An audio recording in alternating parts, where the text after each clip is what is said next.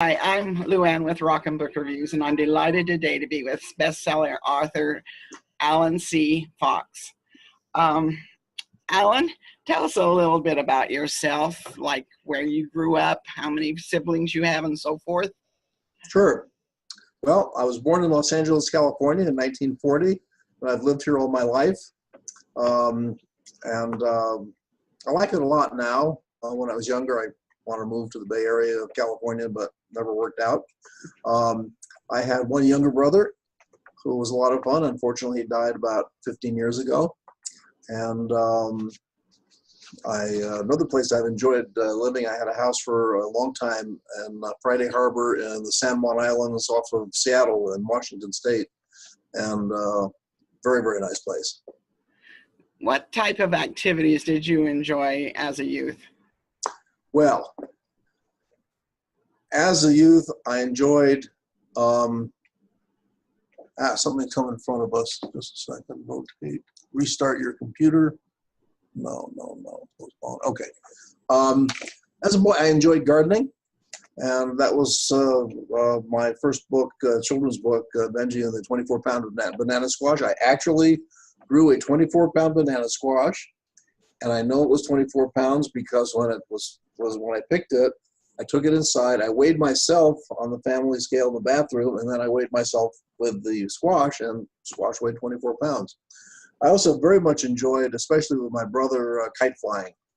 He and I were very much into kites. We lived on a hill, so we could fly the kites outside our parents' house. But the real treat was to go to the beach, where it was unobstructed and you can run forever. And that was many family outings. And enjoyed learning how to cook because I found you get what you want to eat when you go to the grocery store with your mother, and when you learn how to cook it yourself, then it's exactly the way you want it. So I learned how to do that. That's wonderful. Kite flying is a lost art, I think. Yes. You don't see much of it anymore. Yeah. And one fun thing I did, my mom was a huge influence on my life, and every night she would cook dinner between 3:30 and 5:30 because my father had a strict 5:30 dinner time, which I still like to this day, although now it's considered somewhat early. And so while my mom cooked dinner, we would talk, and we had great conversations. I would learn how to cook. I would have a snack for 2 hours from 3:30 to 5:30, which was kind of fun. And also my dad was extremely influential. My father was a musician. Both my parents were professional musicians. So I learned a lot of music. My father always would talk as a musician about phrasing and breathing. And I use that concept in writing also. I mean, it has a life of its own. And my father was very big about saving money. So I saved money and bought real estate and invested. And so that's something else which my dad was very influential on. And one thing my dad said, which sticks with me to this day, and incidentally, I'm 78. My father last weekend celebrated his 104th birthday. Wow. It's amazing. Still as sharp as ever. But my dad said, when you're willing to promise something, you should be willing to write it down and sign your name to it. So, your word is your bond. And I think that's a very important principle to live by. I agree. My father was the same way. And he, I remember when he was really hurt and downhearted because he trusted a real estate person. Mm-hmm. Really took him to the cleaners because he trusted him. I mean, they shook hands on it, and yeah. And that's a problem if you're a trusting person. Well, I kind of like, not to get political, but Reagan said trust but verify, and that's probably a good idea. You have to trust people in order to have a good life, but it helps to verify to make sure you're getting what you expected. And exactly, and it's a hard time. It's a hard thing to walk that line. Yes, it is. Absolutely. Definitely. Think of two key people or events in your life that has had an impact on the person you are today. And what were they and how did they influence you? Well, as I was starting to say, my mother influenced me. My mother was very curious, and I think I got from her a curiosity about everything. When I used to go to the library, which I did often, I would just pull down random books from the shelves and start reading them, and if it seemed like something I would like. And in terms of reading, I was always interested in really good writing, and I didn't so much care what the subject was, but really good writing, painting pictures for me in my mind. That was all kinds of fun. And because of my mother and father being professional musicians, I learned how to play the piano and played pretty well. And the French horn, which was my father's instrument. I love that. I love French horns. It has a beautiful, beautiful sound. And my mother actually played trumpet in a woman's band in vaudeville in the 30s. Wow, that is unusual. Yes, and actually I still have the trumpet she used from what is now almost 100 years ago. Wow. That's amazing. So my mom was influential, and my dad in terms of principles, living by principles, giving your word, being thrifty. And to this day, my dad is thrifty. His electric bill he thought was too high a few weeks ago. He said, I want to look into solar panels. So we're looking into solar panels. And my father is always thinking, even at age 104, he's always thinking about stuff. He always has ideas. We can solve this problem with doing this, etc. And he has another principle which I think is important. He doesn't allow himself to feel stress in his body. Just give yourself good messages. If I come into work in the morning, I think, oh, this is going to be a bad day, I'm giving myself kind of a negative message. I prefer to come in and say, it's going to be a great day. I'm going to get a lot accomplished and have fun doing it. So my father was an influence in terms of my outlook, I would say. I think that's the best two people to have influence your life. Yes, yes. That's amazing. So your father is still alert and... Yes, absolutely. I just saw him this morning. Yes. It's probably amazing. the key is he doesn't stress. Exactly. No, he doesn't. And that's a good way to live. And, I recommend it. Oh, I wish that's my weakness. I really stress over things, and then I'm always getting myself sick. Yeah. Yep. Yes.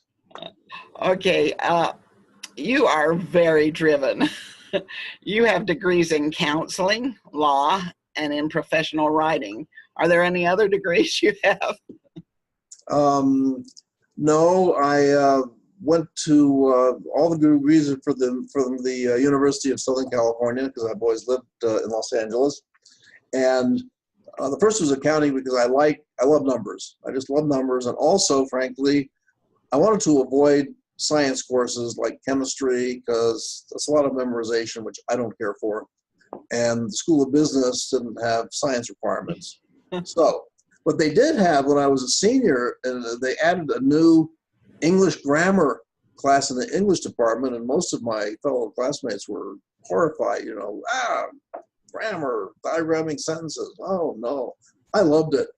I've always had kind of a love affair with words. They're so useful, interesting, different combinations. It's really kind of exciting.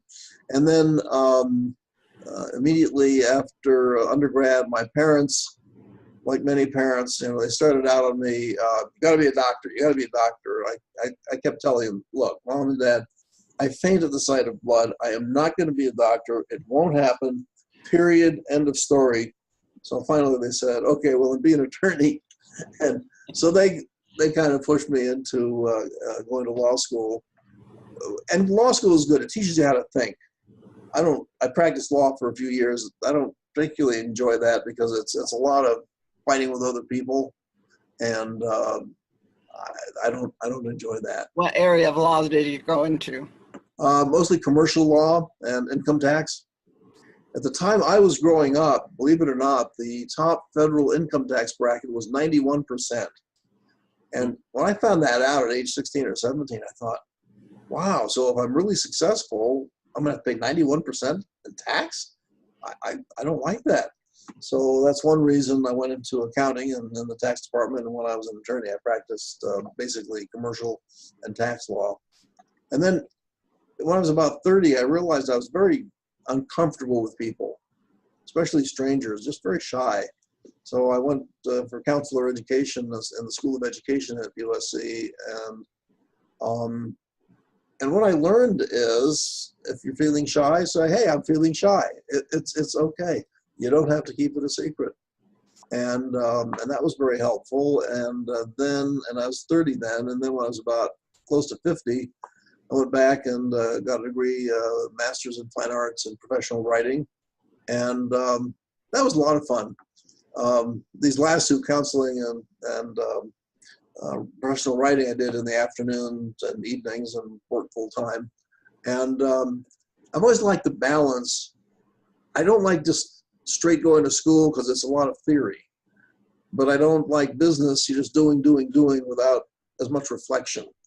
So I like the combination of the reflection and learning and expanding your horizons with school, but then in the real world, actually doing things and making things happen. So that's what I've enjoyed, and I always enjoy learning new things. So that was the motivation behind all of it. Yes, absolutely. I'll blame my mom. I can relate.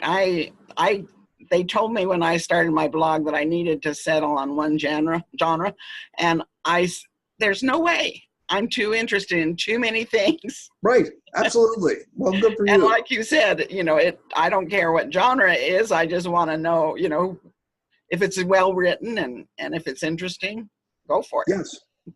Yes, absolutely. Keep writing. I think one of the most important things is to keep it interesting. Okay. Your first two seller books were on relationships and prosperity. Yep. It's an interesting combination. Why did you put these two together? Okay, well, that's a very good question. And I've thought about it a lot in my life, and I think I look at the skills which are helpful in life, most helpful. And, at one time, thousands of years ago, that might have been running and hunting and lighting a fire and doing stuff like that. I think today, because of expanding population, and there's so many people, and most of us live in cities and reasonably, we don't live out in the country so much. I think that getting along with other people is an absolutely best skill you can have. If you can get along well with other people, you will do fine in life. You don't have to have genius intelligence. In fact, sometimes that hurts. But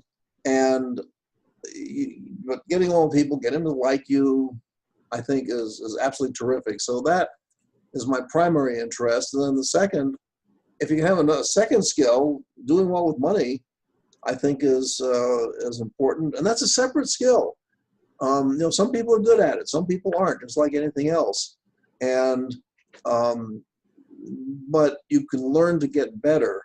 So I hope everyone will learn how to get along as best they can with other people, and take some classes on money and money management, how to balance your checkbook. And I think that should be taught in schools as a regular thing, and just as a practical matter. It's interesting. I had a friend who once said that everything, he never tried to be wealthy, but everything he did, it just turned into gold. Yeah. And, I think sometimes if you're just in the right place in the right time, it's just, some people are real fortunate that way. That is true. I would never discount the value of just plain luck. Absolutely. It helps. Good luck helps. We each have our lot in life. Yes.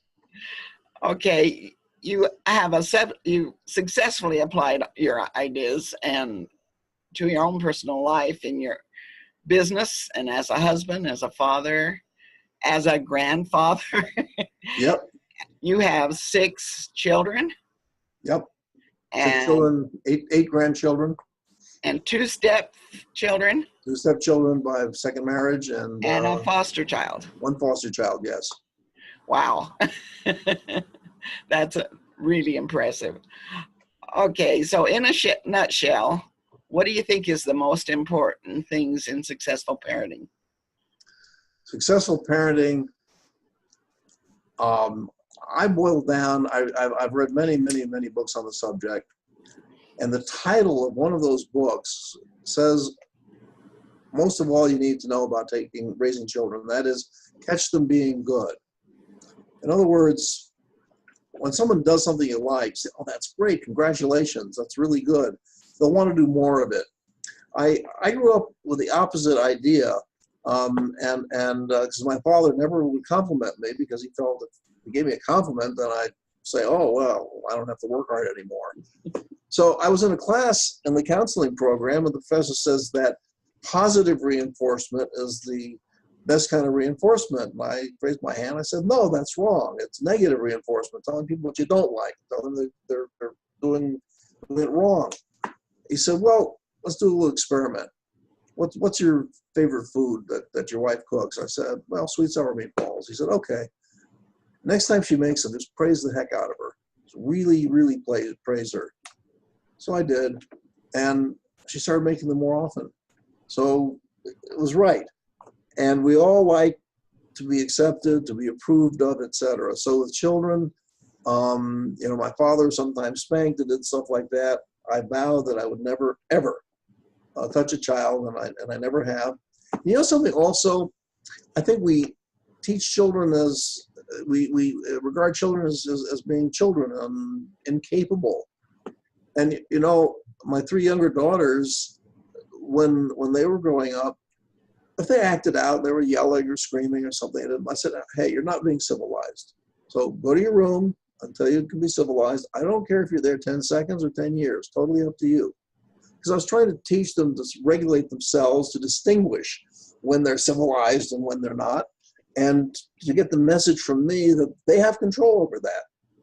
And in life, you don't control what happens to you, but you do control how you respond to it. So for children, catch them being good, and as I said, give them respect, give them as much responsibility as they can reasonably handle, and while they're living with you, and it seems like they'll be there forever, and then they're gone, and then they move to another city. And the last part of children was an idea from my father. He said, when my children are 21, so when my brother and I were 21, he said, I'm regarding you as a friend. I'm not going to tell you how to live your life. I'm not going to. And with my adult children, I do exactly that. I never make suggestions unless they ask, which isn't very often, but that's okay. And we have a great family. We see each other and like each other, and it's really a lot of fun. I always swore I wouldn't lecture like my mother did, and I find myself lecturing. Yes, I sometimes hear myself speaking in a harsh way. I said, oh my goodness, that's my dad. I don't want to do that. Yeah. Hopefully we learn some things, and hopefully the next generation will learn more. So. Hopefully, yes. Okay, you are somewhat of a philanthropist. Yep. You have created literary and community organizations. Please tell us about some of them. Sure. I was taking a poetry writing class about 20, 25 years ago, and the teacher said, well, someone put together a chapbook of poems in the class, meaning, a little book with everybody contributes 1 or 2 poems. So I said, all right, fine, I'll do it. And I did, and then that started growing, and we named it Rattle. And you can look it up at rattle.com. It's a literary magazine, one of the top 3 or 4 in the United States. We publish about 200 poems a year. We actually have a children's anthology. So every year we ask children up to age 16 and as young as 3 or 4 years old to submit poetry. And we publish that. And it's very, very well received. I was in Albuquerque a few days ago talking to a man who didn't learn to read until he was in his 20s in prison. And he learned to read there, and now he's a very, very successful poet and teaches and does a lot. And that really touches me. And the other thing I've done is I formed a philanthropic foundation, the Frida C. Fox Family Foundation, named after my mother. And our goal, our mission, is to help youth, children from from birth to age 21, to get a good education and to maximize their potential. I think that is so important. And when you have children to go on a more constructive path with better education, et cetera, that, there's a saying, if you give a man a fish, you feed him for a day. If you teach him how to fish, you feed him for a lifetime. And if you teach kids how to live their lives, how to have good people skills, how to solve problems with words instead of with fists, if you teach them financial skills, they will have a better life. Hopefully they will pass that along to their children. So we're very children focused. We formed a group called Youth Philanthropy Connect, where we connected, there are a lot of children in this country under 18 who are involved in philanthropy, and they're terrific. They are so terrific.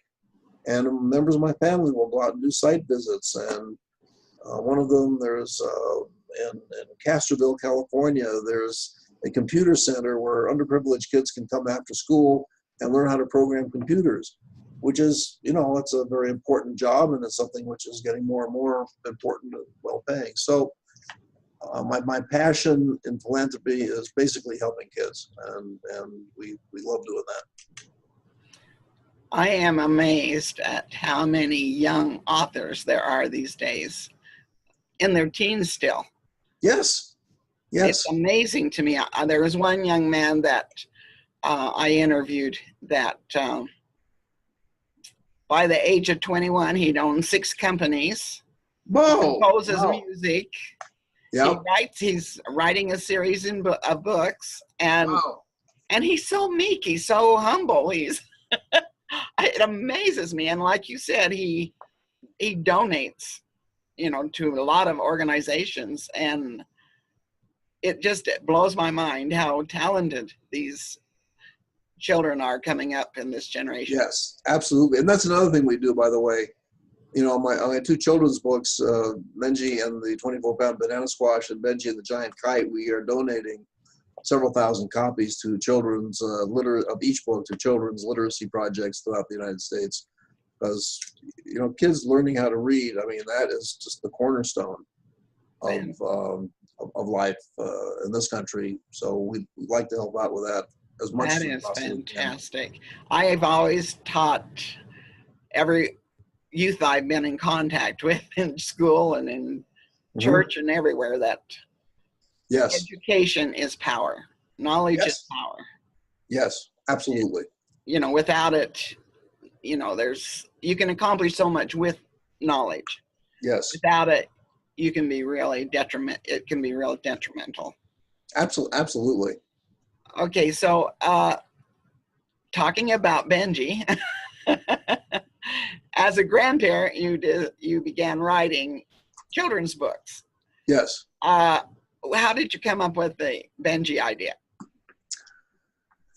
Well, the first Benji book, the banana squash, is something I actually did, and I like to encourage kids to go out in nature and the garden, and it was, I just still remember how amazing it was to me to take a seed. We bought a pumpkin squash at the market and took seeds and planted them, and one sprouted, and the vine grew, and the little buds, and then the squash. I used to grow zucchini, and so I wanted to pass that along to kids.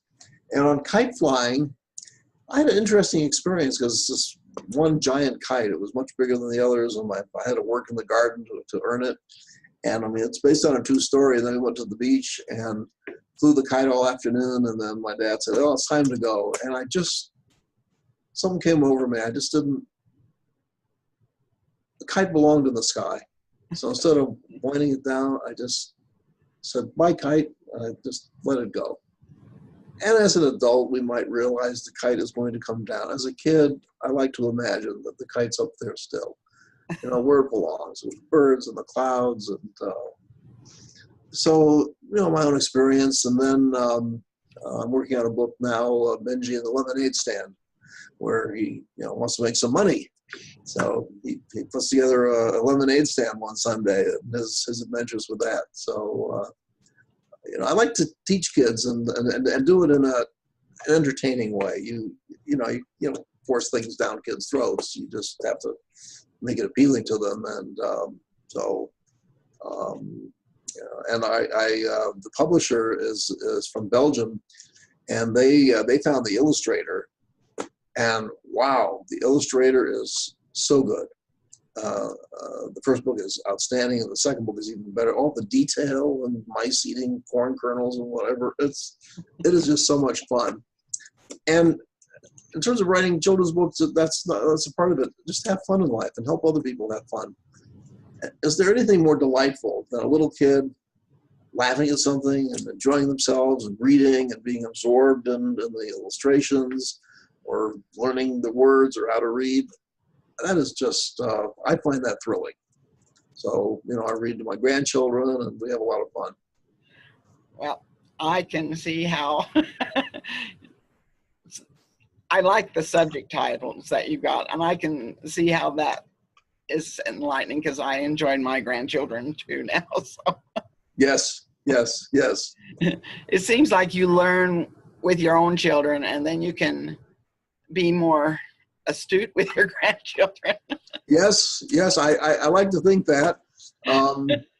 Their parents, my children might disagree, but every generation has the right to do it their way. That's right. I tell them that grandparents are supposed to spoil the kids. So. Absolutely. And then you can go home. Absolutely. It's great. Okay. What goals have you got in the next 5 years you'd like to see completed? Well, I am hoping because do the Benji series, so I hope to get out one book a year.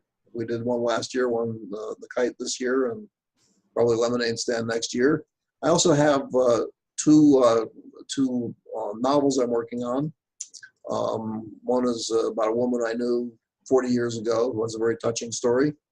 And the other is, I just imagine what it'd be like for a man to have a child but know he's gonna die shortly of some dread disease, and he writes letters to his son to give to his son every year. This is an adult book, not a kid's book. But so I look forward to finishing those two books and doing a children's book each year. Sounds like you've got your work cut out for you. Yes, absolutely. I like to keep busy. That's great. Okay, is there any final words you'd like to add before we close? Sure. Always remember to have fun. Just have fun in life. Give yourself positive messages. And whenever I find myself with a negative message, oh, I'm not going to like this, I say, stop. Maybe you'll like it, maybe not. But let's go into it with a positive attitude, like this interview, and enjoy it. And I hope you've enjoyed it. I certainly have enjoyed it, and that's what life's about. I totally enjoy that. And we encourage everyone, all of our viewers, to read your books and to study the universe through books. Okay. Thank you. Goodbye. Thank Bye. you.